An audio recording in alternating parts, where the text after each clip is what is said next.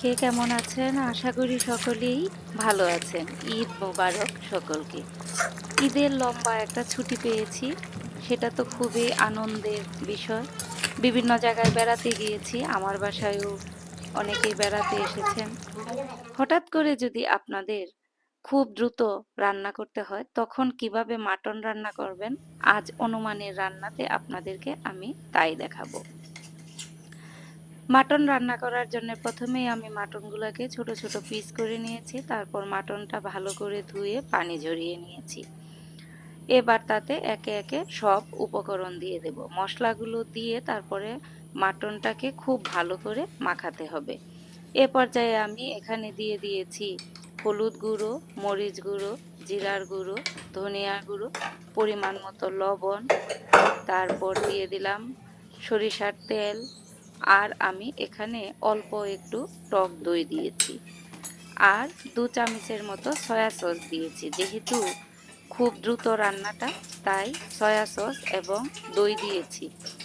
পেঁয়াজ বাটা দিলাম, রসুন বাটা দিলাম, আদা বাটা দিলাম। এই দেখুন, এবার তেল দিয়ে আমি মাংসটাকে খুব ভালো করে মেখে নেব।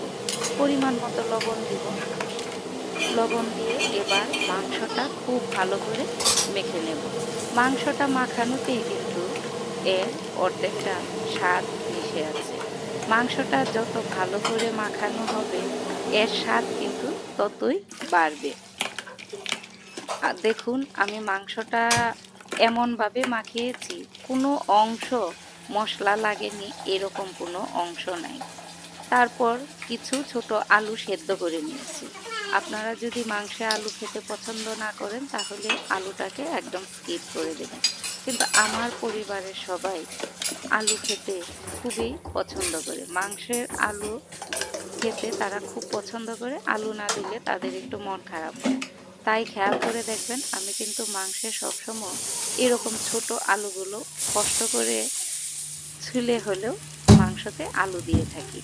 আপনারা যদি আলু খেতে পছন্দ করেন তাহলে আলু দেবেন, আর যদি খেতে পছন্দ না করেন তাহলে আলুটাকে স্কিপ করে দেবেন।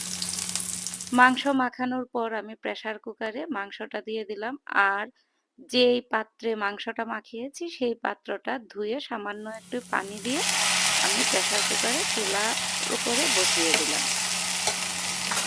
৬টা থেকে ৭টার মতো সিটি দেওয়ার পর আমি মাংসটাকে নামিয়ে নিলাম।